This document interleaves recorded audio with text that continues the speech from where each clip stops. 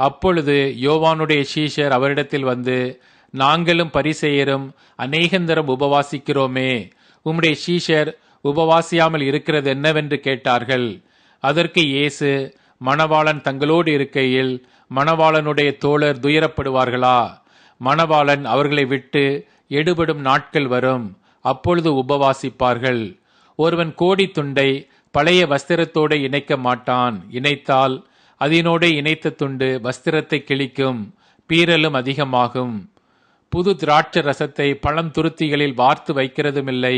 வார்த்து வைத்தால் துருத்திகள் கிழிந்து போம், ரசமும் சிந்திப்போம், துருத்திகளும் கெட்டுப்போம். புது ரசத்தை புது துருத்திகளில் வார்த்து வைப்பார்கள், அப்பொழுது இரண்டும் பத்திரப்பட்டிருக்கும் என்றார்.